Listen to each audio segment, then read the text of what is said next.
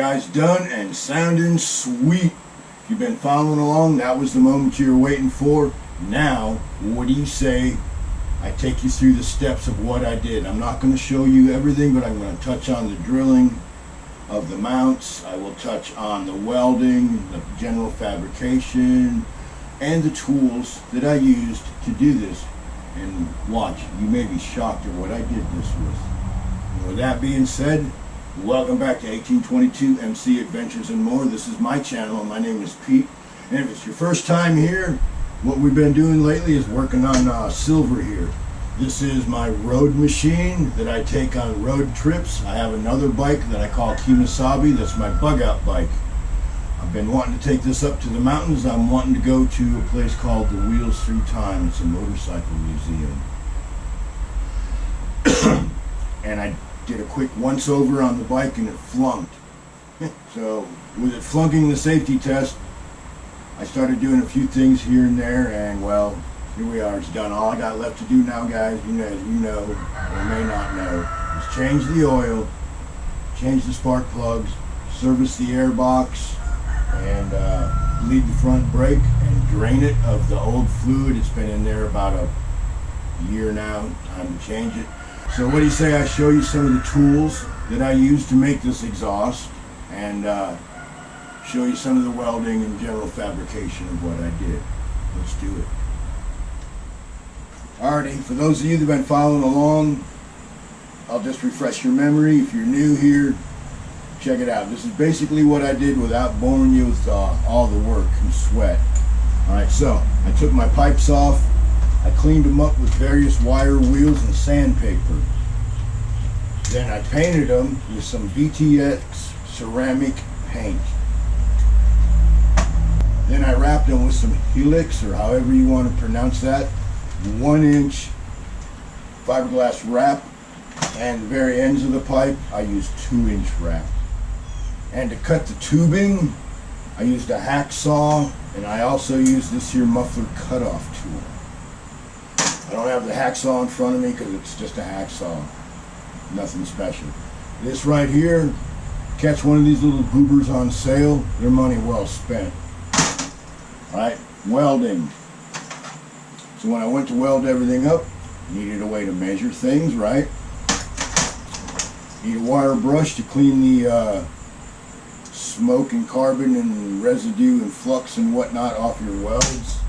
Just knock the snag or slag or whatever you call it.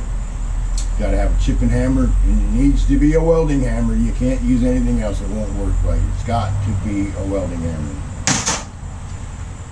This here is my welding hood. It's just a cheap Harbor Freight one, but I like it because it's solar powered and it's adjustable. I've probably had this thing 7 years at least. What I do every now and then, I just set it outside to charge up the batteries, because it is solar powered. There's lithium batteries in there. But if you know what it takes to change out those batteries on a $40 mask, trust me, it's not worth it. You're really just pissing in the wind. Just go buy another one when they're on sale.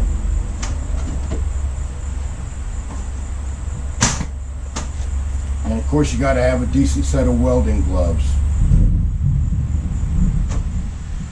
Alright guys, so here's my welder. I got it from Harbor Freight. Is it a Miller? No, of course not. Can't afford one. Is it a Lincoln? No, can't afford one. Is it a Hobart? No, can't afford one. But after hours and hours of research on the internet and going down various rabbit holes of welding ins and outs, I decided on this one. It's a stick welder, and it also has TIG capabilities. It's a 90 amp stick welder and 130 amp TIG. It came complete with the cords, the hoses, everything I needed except welding rods and a gas bottle and regulator. And let me show you one of the reasons that I bought this, alright? This right here is the stinger. This is what you put your rod on when you're welding. If you noticed, it has a black lead. This is a positive ground welder. This is my grounding cable. Got a red lead on there.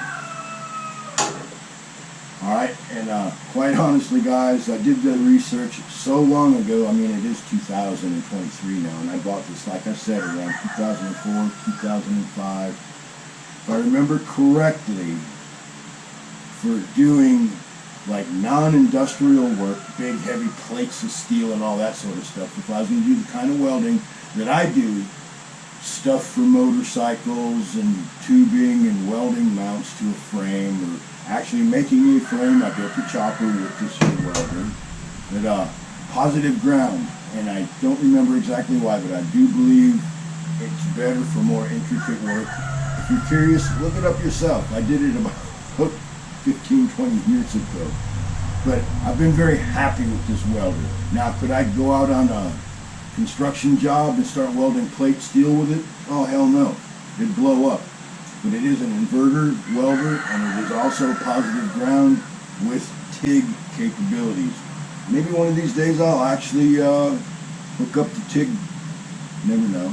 But then if you're looking for a welder and you're not sure which one to buy, this is one you might want to look into. Now, I'm sure if they sell the same type of welder, it's going to be in another case and it's going to look completely different. But you're looking for one with stick and TIG capabilities. So with that being said, let me show you the welding table and everything else that I did to come up with the pipes that I did. Alrighty guys, this here's my welding table. It's an old moped or mini bike packing frame, and this right here, this table here, it was like a food grade storage type thing, so I bolted down with vice grips so it's solid. This here is a grounding stick for a big time welder, and then I put my ground on that. And then when I was doing my pipes, I had them laid between these two boards right here, sort of as a jig. Not very high tech, but it certainly worked. And now,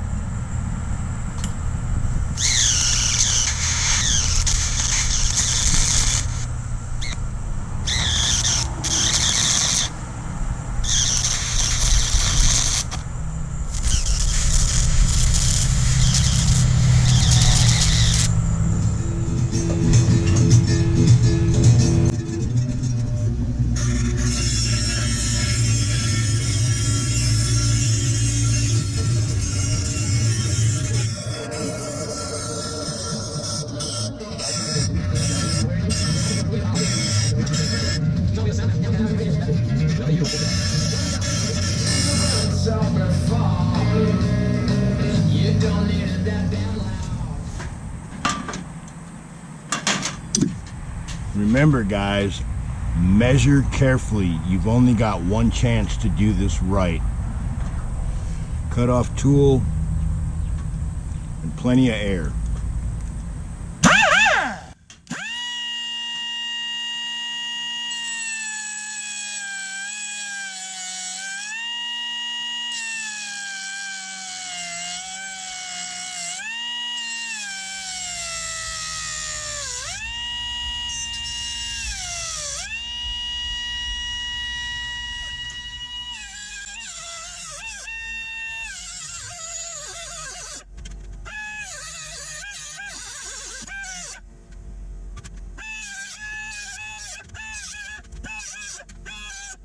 point something out.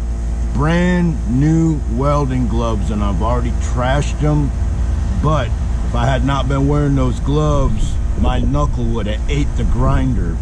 That would have sucked.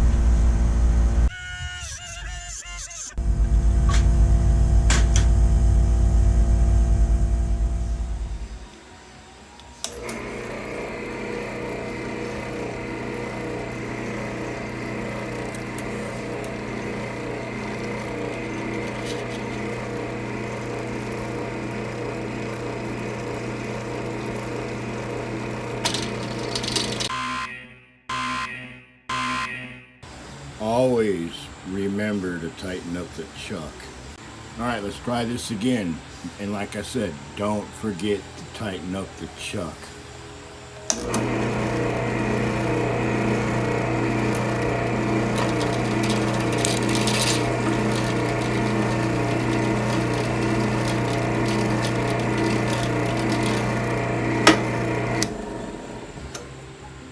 So when you're drilling metal, always use a center punch to get your drill bit started, and always use a little bit of lubrication. That's just whatever oil I got laying around. It's probably 30 weight lawnmower oil, but it's clean oil. Yeah, so that's how you do that. Okay, as you can see, the tails are now painted. I'll let that dry, and then I'm putting everything back together, and that bike is about to go oomba, ba ba ba ba ba ba. Alrighty, so that's just a brief overview of how I did this. And what I started out with was these Dago style fishtails were for an early model 80-inch Evo, either an FXR or a Softail. Honestly, don't remember. I bought them from a place called KK Motorcycle Supply. Back in the day when I was in business, that was my go-to supply house. And if I remember correctly, these pipes, I paid like $21 for them for the set. They were a freaking clearance, right? And check this out.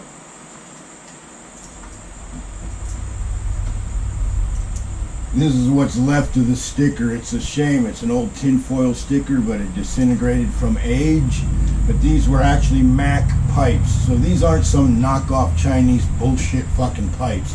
These are the real deal. Mac pipes. These pipes up here, of course, are my standard Harley Davidson OEM pipes with heat shields, but they have been wrapped and painted. And now I got these fishtails, and I'm loving life, guys. So, what do you say? We cut it off right here. There's more to come, as always. All I got left to do on the bike, for those of you that follow the channel, is I have to give the air cleaner a bath and re-oil it. I'm going to turn my foot pegs around. They're just a little bit too far out for me. And then I'm going to change the oil. I'm going to drain all the brake fluid out of the front master cylinder, re-bleed the front, because the fluid in there is about a year old, give or take a month. Time for it to be replaced. Put in some new spark plugs, and away we go. Yeah. Haven't quite decided. Now my mind's flip-flopping, going in about 4 different directions as to where I want to go. But I can assure you this, it'll be a much higher elevation than the 32 feet or whatever it is that I'm at right now, which means it'll be a much cooler temperature. No mosquitoes, no fucking bugs, maybe some flies. That's about it, right? So stay tuned, guys. We'll button this up tomorrow. Ride it around a day or two, make sure everything's tight and right, and off we go. See you on the next one, guys.